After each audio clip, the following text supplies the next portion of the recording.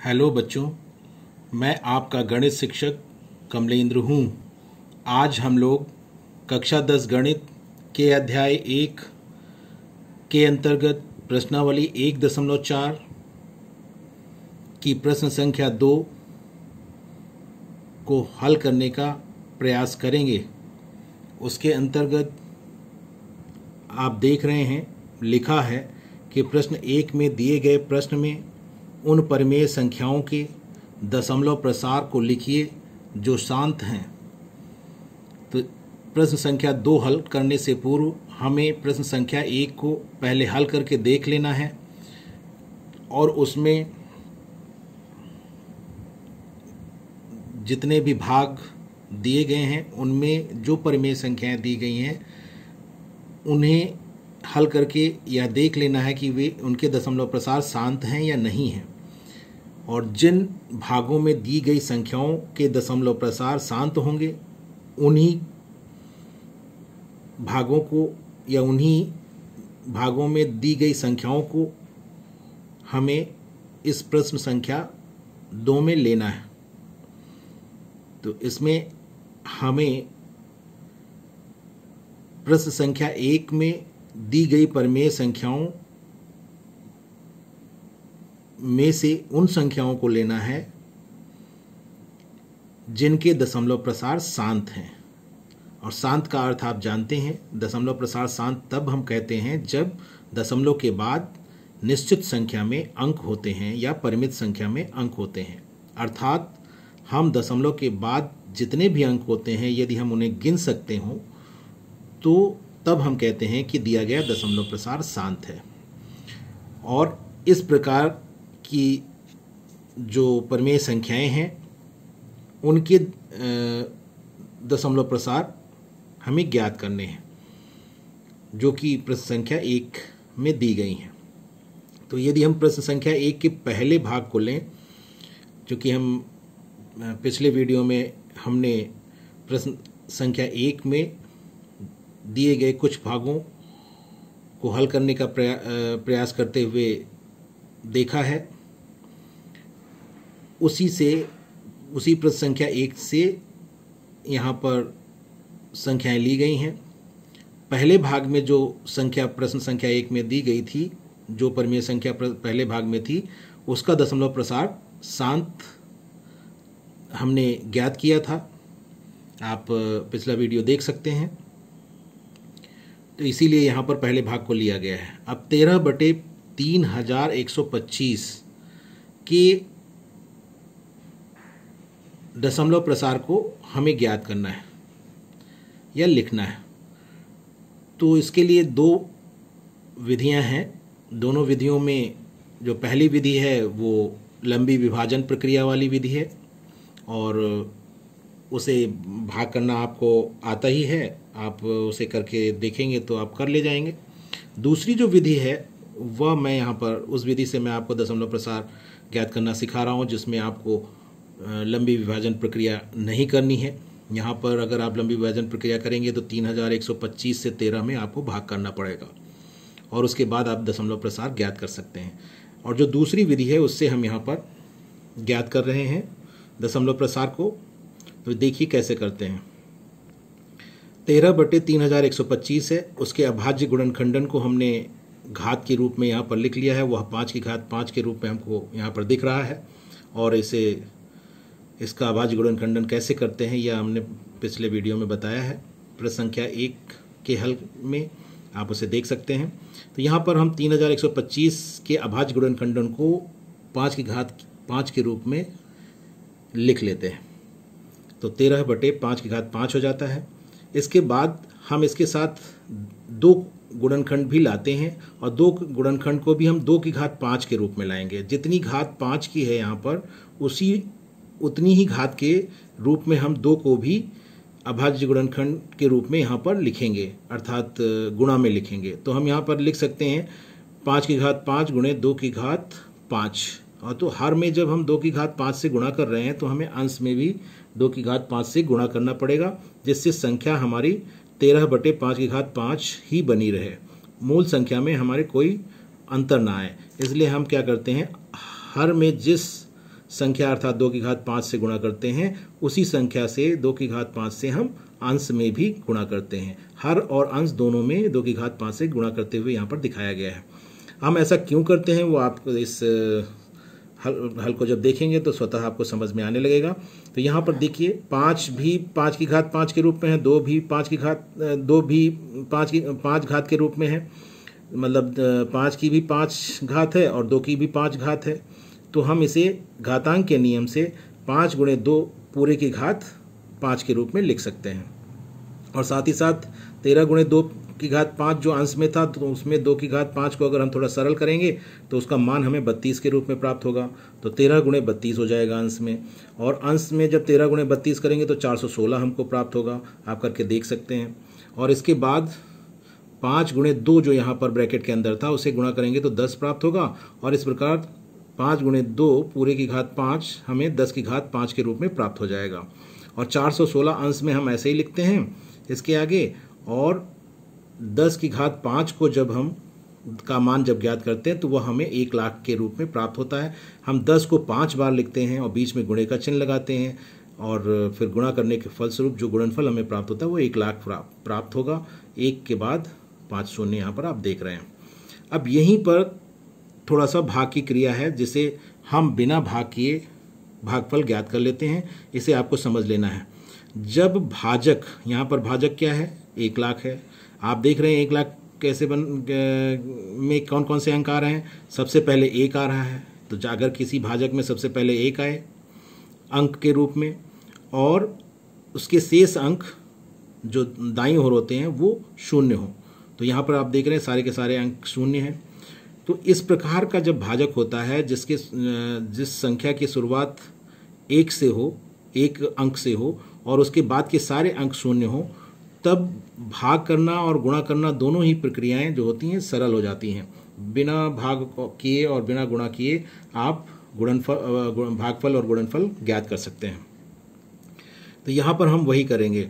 तो हम देख रहे हैं कि 1 लाख में 1 के बाद 5 शून्य हैं, और ऐसे में हम जो भाज्य होता है जिसमें भाग करना होता है, यहाँ 416 में भाग करना है, उसमें हम देखते हैं दशमलव कहाँ पर है।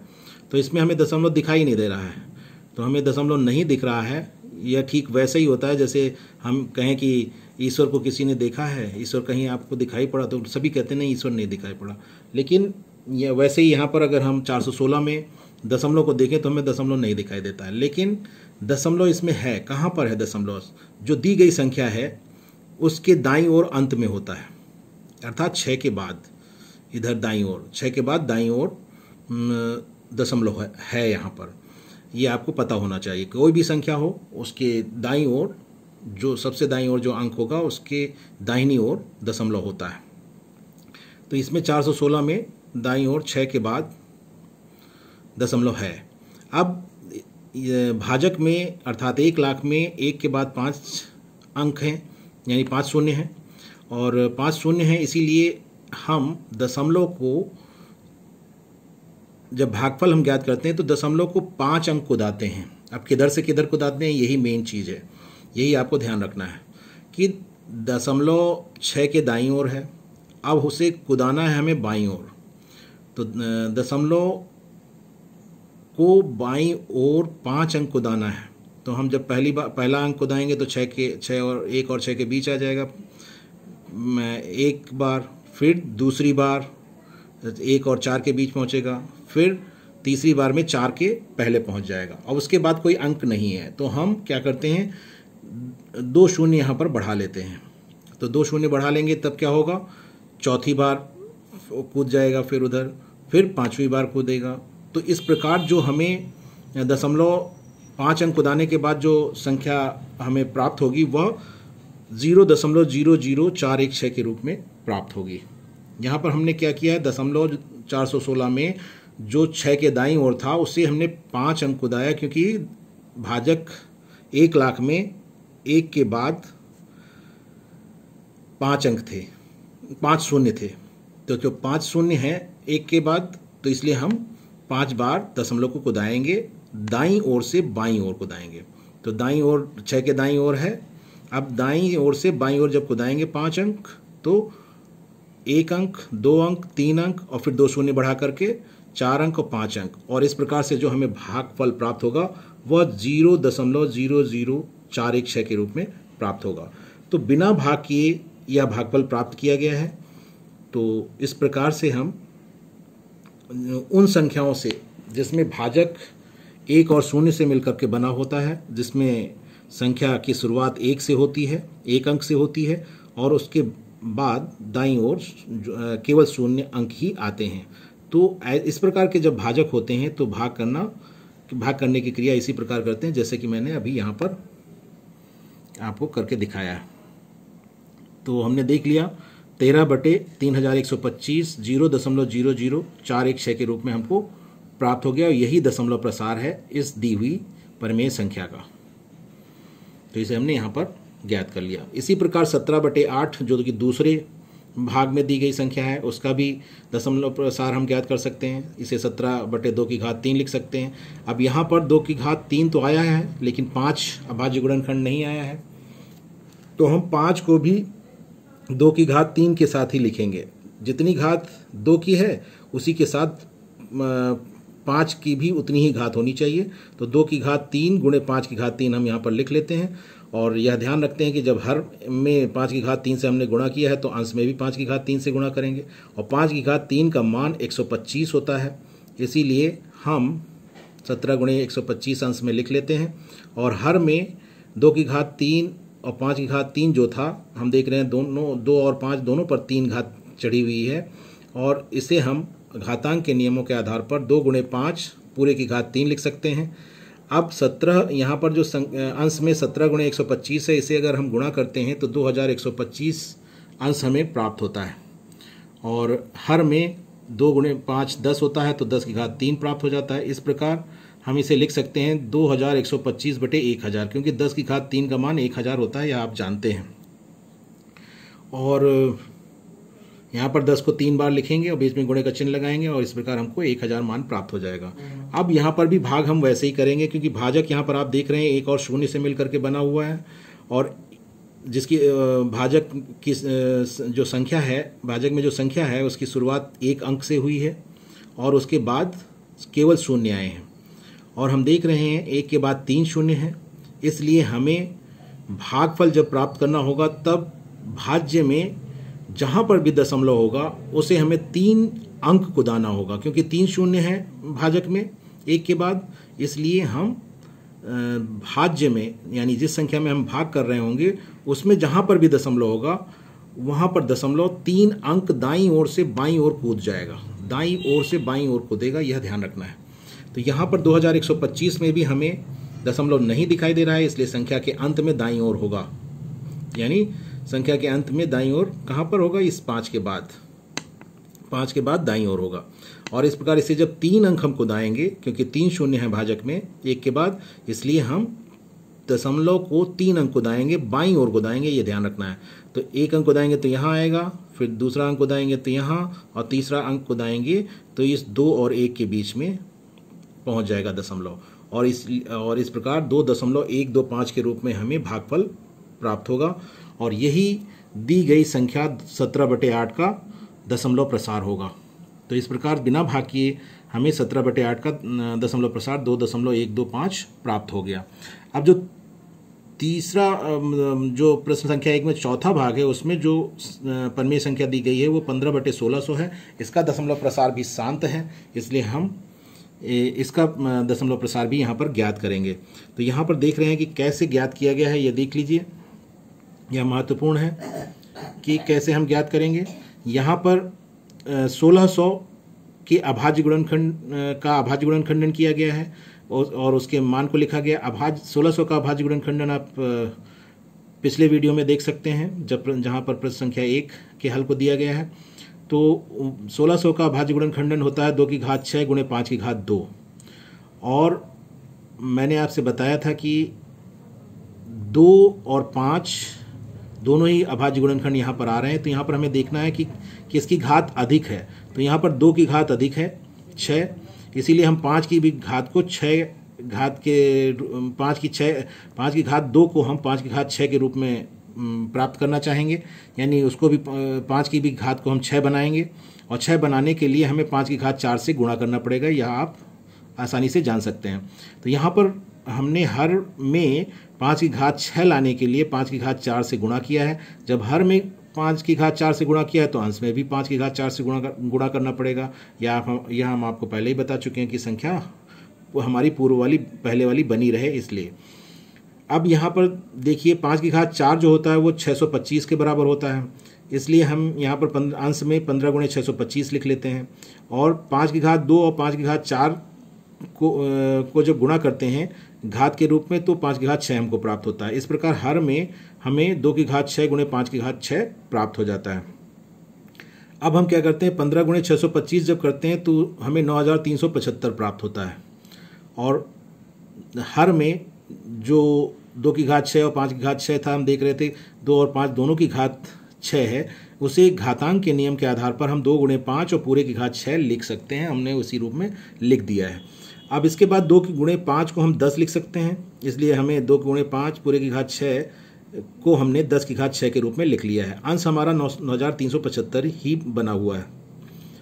अब इसके बाद 10 की घात 6 का यदि हम मान निकालना चाहें तो हम 10 को 6 बार लिखेंगे और बीच में गुणे का चिन्ह लगाएंगे और उसका गुणनफल ज्ञात करेंगे, और उसका गुणनफल ज्ञात करेंगे तो हमें 10 लाख प्राप्त होगा। यह यहाँ पर लिखा गया है, 1 के बाद 6 शून्य हैं। और इस प्रकार हम देख रहे हैं कि 10 लाख से हमें 9375 में भाग करना है। तो ये हम देख रहे हैं कि जो भाजक है वह 1 और 0 से ही मिलकर बना हुआ है, और इस भाजक की में जो संख्या है उसकी शुरुआत 1 से हुई है और उसके बाद में सभी अंक 0 हैं। इस तरह की संख्याओं से भाग करना हमने ऊपर अभी सीखा है, तो उसी तरह से यहाँ पर भाग करेंगे। हम क्या करेंगे, अंश में यानी जो भाज्य दिया गया है, भाज्य में हम दशमलव को देखेंगे। तो दशमलव यहाँ पर भी नहीं दिया गया है, लेकिन हम जानते हैं कि दशमलव संख्या के दाईं ओर अंत में होता है, इसलिए इस 5 के बाद दाईं ओर दशमलव होगा। अब इस दशमलव को हमें 6 अंक को दाना होगा, क्योंकि यहाँ पर देख रहे हैं भाजक में 1 के बाद 6 शून्य हैं, इसलिए हमें अंश में जहाँ पर भी दशमलव है, यानी भाज्य संख्या में जिसमें हम भाग कर रहे हैं उसमें दशमलव जहाँ पर भी है उसे हम दाईं ओर से बाईं ओर 6 अंक को दाएंगे। तो यहाँ पर तो 4 ही अंक है, इसलिए हम 9 के पहले 2 शून्य और लगा लेंगे। तो जब हम कुदाएंगे तो 5 के दाईं ओर दशमलव है, और इस दशमलव को जब हम बाईं ओर कुदाएंगे तो 1 अंक, 2 अंक, 3 अंक, 4 अंक और फिर 2 शून्य रहेंगे, तो 5, 6। तो 6 अंक जब कुदा लेंगे तो हमें भागफल इस रूप में प्राप्त होगा, 0.009375 के रूप में प्राप्त होगा, जिसे यहाँ लिखा गया है। इस प्रकार हमने देखा 15/1600 को भी हमने के दशमलव प्रसार को भी हमने 0.009375 के रूप में प्राप्त कर लिया। और इसके बाद जो पहले प्रश्न का छठा भाग था उसमें जो संख्या दी गई थी वह 23/2 की घात 3 गुणे 5 की घात 2 इस रूप में थी, जिसमें हर 2 की घात 3 गुणे 5 की घात 2 है, इस रूप में थी। यहाँ पर हर के अभाज्य गुणनखंड को करने की आवश्यकता ही नहीं है, क्योंकि वह पहले से ही अभाज्य गुणनखंड के रूप में ही लिखा गया है। तो यहाँ पर हमें बस केवल इतना देखना है कि 2 और 5 जो अभाज्य गुणनखंड के रूप में आ रहे हैं उनकी घातें समान होनी चाहिए। तो इसके लिए हम देखते हैं कि सबसे अधिक 2 और 5 में किसकी घात बड़ी है, तो हम देखते हैं 2 की घात 3 बड़ी है, तो इसलिए हम 5 की घात को भी 3 बनाना चाहेंगे, जिससे दोनों की घातें समान हो जाएं। अब 5 की घात 2 से 5 की घात 3 बनाने के लिए हमें 5 से गुणा करना पड़ेगा, 5 की घात 1 से गुणा करना पड़ेगा। वही यहाँ पर देखिए 2 की घात 3 गुणे 5 की घात 2 गुणे 5 की घात 1 या 5 लिखा गया है। अब जब हम हर में 5 की घात 1 से गुणा करते हैं तो अंश में भी 5 की घात 1 से गुणा करेंगे, और इसीलिए 23 गुणे 5 लिखा गया है। 23 गुणे 5 करेंगे तो 115 आता है, अंश में 115 हो गया, और हर में 2 की घात 3 और 5 की घात 3 हो जाएगा। यहाँ पर घातांक के नियम के अनुसार हम गुणा कर लेते हैं 5 की घात 2 और 5 की घात 1 को। तो अब यहाँ पर देख रहे हैं हर में 2 की घात 3 गुणे 5 की घात 3 है, तो इसे हम घातांक के नियम के आधार पर 2 गुणे 5 और पूरे की घात 3 लिख सकते हैं। और इसके बाद 2 गुणे 5 10 के बराबर होता है, इसलिए यहाँ पर 10 लिख दिया गया। तो 10 की घात 3 हो गया हर, और जब हर 10 की घात 3 हो गया उसका जब मान ज्ञात करते हैं तो हम 10 को 3 बार लिखते हैं और बीच में गुणे का चिन्ह लगाते हैं और उसका मान ज्ञात करते हैं, गुणनफल ज्ञात करते हैं, तो 1000 आता है। अब यहाँ पर जो दी गई परिमेय संख्या थी वह बन जाएगी 115/1000। अब 115/1000 है तो 1000 से हमें 115 में भाग करना है। तो हमें यहाँ पर भाग करना हमारे लिए आसान है, क्योंकि यहाँ पर हम भाजक देख रहे हैं 1000 है, जो कि 1 और 0 से बनी हुई संख्या है, जिसमें जो संख्या है वह 1 से शुरू होती है और उसके बाद 3 शून्य हैं। अब इस प्रकार की संख्या से जब हम भाग करते हैं तो हमें भागफल सीधे सीधे हम लिख सकते हैं बिना भाग किए। और कैसे लिखते हैं, हम भाज्य में देखते हैं, यानी अंश में यहाँ पर देखेंगे कि दशमलव कहाँ पर है। तो दशमलव में नहीं दिख रहा है, इसका मतलब 115 के दाईं ओर अंत में होगा, अर्थात 5 के बाद दाईं ओर होगा। और यहाँ पर भाजक में 3 शून्य है 1 के बाद, इसलिए हमें अंश में या भाज्य में दशमलव को 3 अंक कुदाना होगा दाईं ओर से बाईं ओर। तो जब हम दाईं ओर से बाईं ओर 3 अंक कुदाएंगे तो इस प्रकार कुदाएंगे 1 अंक, 2 अंक, 3 अंक, यानी यहाँ पर इस जो भागफल हमको प्राप्त होगा, अर्थात हमें जो यहाँ पर भागफल प्राप्त होगा वह 0.115 के रूप में प्राप्त होगा। और यही दी गई परिमेय संख्या का अभीष्ट दशमलव प्रसार होगा, जिसे हमने बिना भाग किए प्राप्त किया है। इसके बाद पहले प्रश्न के 8वें भाग में जो संख्या दी गई वो 6/15 दी गई है, और 6/15 को अगर हम थोड़ा सा सरल कर लें, 3 दूनी 6 और 3 5 15 कर लें तो हमें 2/5 प्राप्त होता है। और 2/5 प्राप्त हो रहा है तो हर में हम देख रहे हैं 5 की घात 1 आया हुआ है, तो हमें यहाँ पर 2 भी अभाज्य गुणनखंड लाने के लिए 2 की घात 1 से गुणा करना होगा। समान घात के रूप में अगर हम लाना चाहेंगे तो 2 की घात 1 से गुणा करना पड़ेगा। और हर में जब हम 2 से गुणा करेंगे तो अंश में भी 2 से गुणा करेंगे। जब अंश में 2 से गुणा करेंगे 2 गुणे 2 हो जाएगा और हर में 5 गुणे 2 हो जाएगा।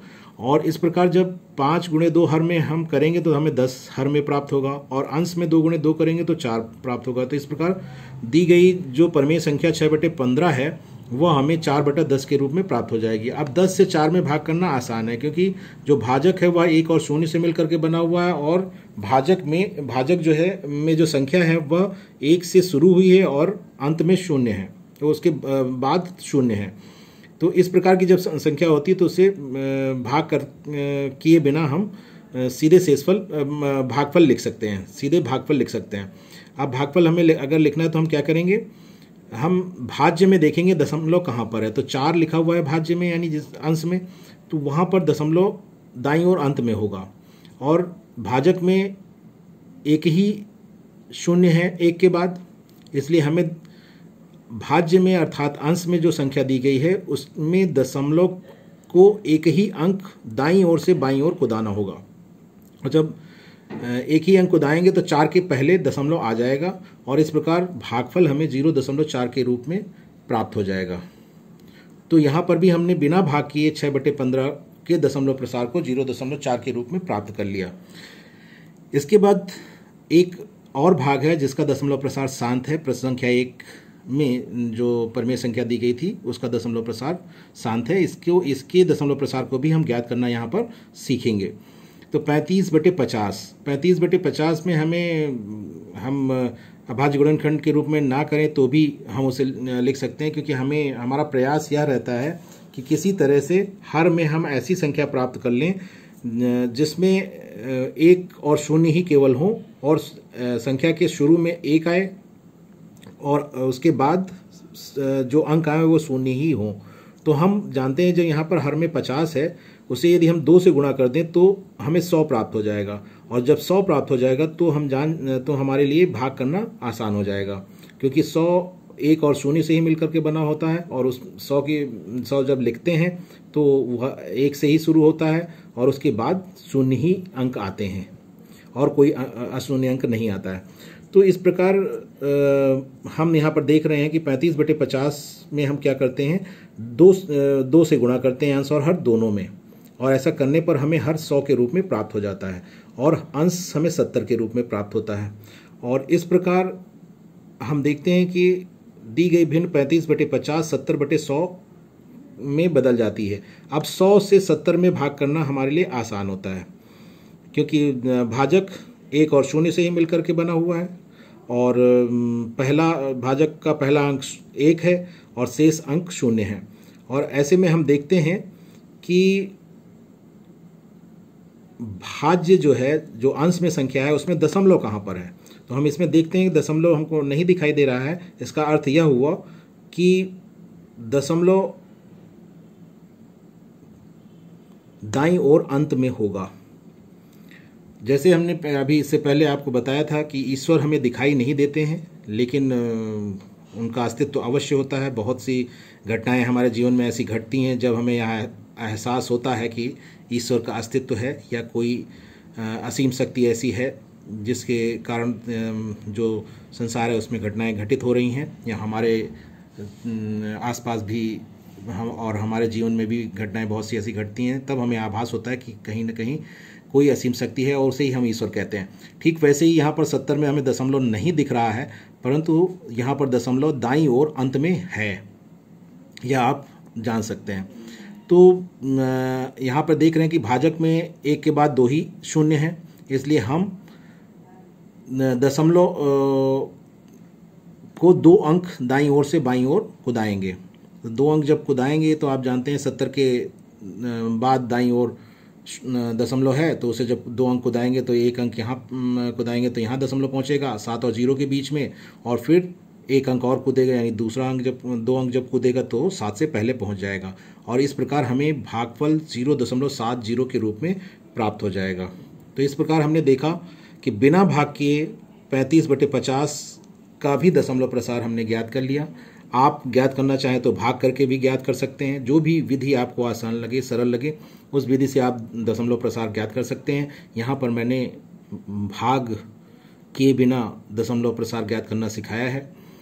और इस वीडियो में बस इतना ही। धन्यवाद।